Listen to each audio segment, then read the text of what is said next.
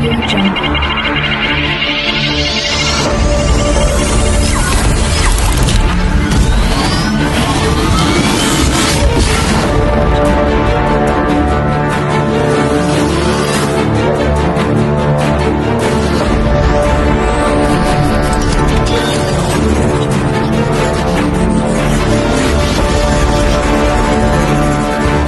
Сәлеметсіздерме? Біз Семей қаласы экономикалық лицейінің информатика пәні мұғалімі Шарипханова Мархаба Мұратовна және ағылшын тілі пәні мұғалімі Сағындықова Құралай Мағауияқызы. Бүгінгі біздің қарастыратын тақырыбымыз жасанды интеллектті ағылшын тілі және информатика сабағында тиімді қолдану.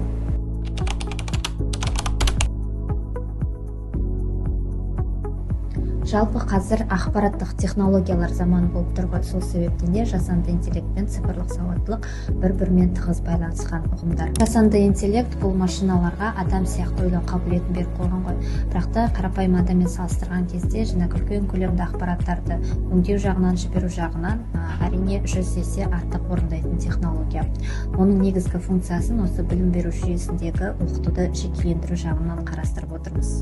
Жасанды интеллект көмегімен жалпы цифрлық сауаттылық деңгейі жоғары адамдар заманауи технологияларды тиімді жағынан пайдалана алады. Мысалға, үлкен көлемді ақпараттарды іздеу жағынан, өңдеу жағынан, сондай-ақ өз білімдерін жетілдіру жағынан өте тиімді пайдаланады. Ақпараттық қоғамда өмір сүру және жұмыс істеу үшін осы цифрлық құралдардың ішінде адасып кетпей, олардың тиімді жақтарын қолдану қажет. Сол себептен де осы жасанды интеллект пен цифрлық сауаттылық бірге қатар жүретін ұғымдар.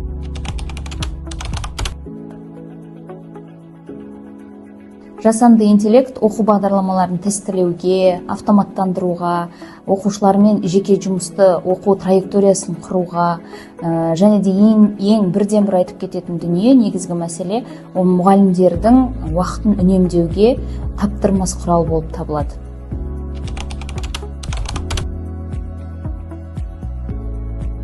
Информатикада жасанды интеллект бағдарламалауды жеңілдетіп, алгоритмдер мен кодты автоматтандыруда қолдануға мүмкіндік береді. Оқу материалдарын ойын түрінде ұсыну арқылы оқушылардың қызығушылығын арттырады. Мысалы, оқушылар алгоритмдерді ойындар арқылы үйреніп, өз кодтарын жазып, оларды визуализациялауға мүмкіндік алады.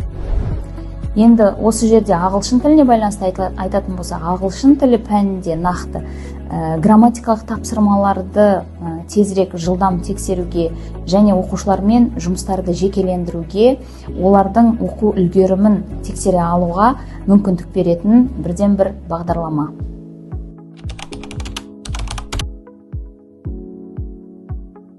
Жасанды интеллект бағдарламалау, алгоритмдерді шешу, кодты тексеру және күрделі есептерді шешу барысында көмекші құрал ретінде қолданылады. Ол оқушылардың нақты уақыт режимінде кері байланыс беріп, бағдарламалау дағдыларын жетілдіруге мүмкіндік береді. Яғни кодты автоматты түрде толықтырып, оқушылардың жіберген қателіктерін түзету жолдарын ұсынады. Сондай-ақ күрделі есептер мен алгоритмдерді шешу мысалдарын келтіру арқылы көмегін береді.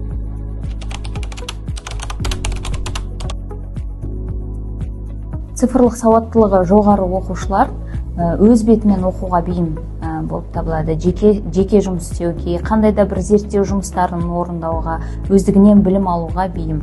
Жасанды интеллект оқушыларға күрделі бағдарламаларды жеңіл түсіндіреді. Яғни, олар қандай да бір тақырыпты түсінбей қалатын болса, өздігінен барып үйден бағдарламалар арқылы түсіне алады. Жасанды интеллект мұнымен қатар өздігінен оқушыларға қандай да бір бағдарламаларды автоматтандыруға, деректерді өңдеуге жақсы көмектесе алады.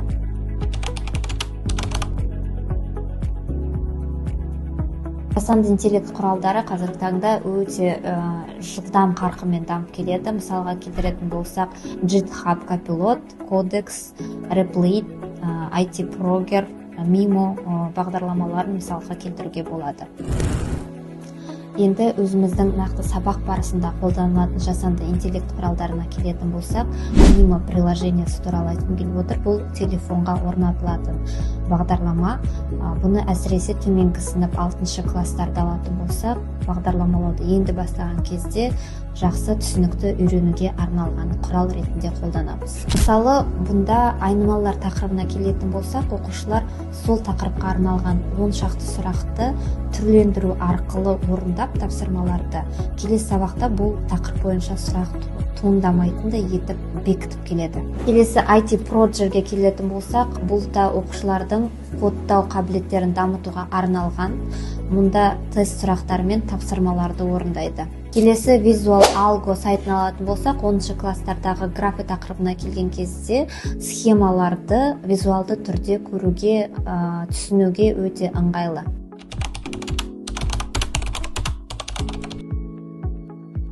Ағылшын тілін өздігінен үйренуге арналған жасанды интеллектқа қолданылатын бағдарламалар қазіргі заманда өте көп. Ол жаңа ChatGPT-дан бастап, Grammarly, Duolingo, Wordwall деген сияқты бағдарламалар. Бұған енді біздің қосып кететініміз, яғни біздің қазіргі уақытта сабақта пайдаланып жүрген бағдарламаларға тоқталатын болсақ, ең алдымен ағылшын тілінен TWI, DeepFit, Elcaspeak, оқушыларға арналған Mitso және iStiff сияқты жасанды интеллекттің бағдарламалары бар. Ең бастысы мұғалімдерге тоқталатын болсақ, алғашында мұғалімдерге қазіргі кезде уақытты үнемді пайдалану үшін TWI атты жақсы жасанды интеллект бар. Бұл яғни сіз қандай да бір өзіңізге қажетті материалды табу үшін немесе қажетті тақырыпты жазып аласыз, осыған байланысты сізге өздігінен жасанды интеллект толығымен тапсырмаларды дайындап береді сабаққа деген. Бұл ағылшын тілі пән мұғалімдеріне өте таптырмас құрал болып табылады. Бұдан өзге DeepFit бағдарламасы бар. DeepFit бағдарламасында сіз тек қана тақырыпты ғана кіргізіп қоймайсыз, оған видео немесе қандай да бір клиптарды, видео көріністерді кіргізуге немесе қандай да бір картинкаларды, суреттерді кіргізуге болады. Соған байланысты ол да қажетті, лайықты тапсырмаларды дайындап береді. Енді оқушыларға келетін болсақ, оқушылар өздігінен ағылшын тіліне дайындалу үшін Mitso бағдарламасын қолдана алады. Mitso бағдарламасын оқушылар өздерінің қандай да бір қажетті сұрағын қою арқылы оны, яғни дыбыстау, pronunciation дамыту үшін, өздігінен, яғни грамматикасын дамыту үшін, немесе жаңағы сөйлеу, айтылым дағдысын дамыту үшін, тыңдалым дағдысын дамыту үшін, барлық дағдыларға дамыту үшін қажетті құрал болып табылады. Бұдан өзге енді Elcaspeak, iStiff сияқты жасанды интеллекттарды айтып кетуге болады. Ол оқушылардың өздігінен пайдалануына болатын құралдарға жатады. iStiff жасанды интеллекті бойынша қандай да бір мультфильмді немесе қандай да бір әңгімені видео ретінде көрсетіп оқушыларға дайындап берулеріңізге болады.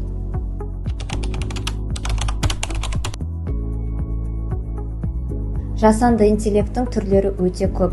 Мұндағы мұғалімнің рөлі оқушыларға дұрыс бағдар беру, яғни дұрыс ресурстарды қолдану жағын тиімді көрсету.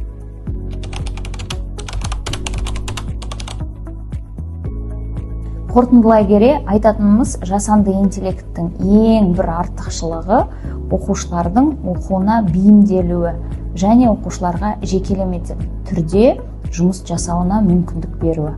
Бұл білім сапасын арттырып, оқушылардың оқуға деген, пәнге деген қызығушылығын арттыруға көмектеседі. Математика мен ағылшын тілі пәнінің кіріктірілген себебі сабақ барысында қолданылатын бағдарламалау тілдері және де қолданбалар түгелдей дерлік ағылшын тілінде. Сол себептен де оқушылардың ағылшын тілін меңгеруі тиіс.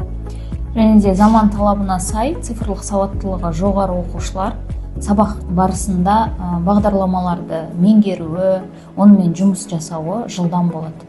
Соған байланысты информатика сабағы мен ағылшын тілі пәні екеуі қазіргі уақытта кіріктіріліп өткізсе өте маңызды.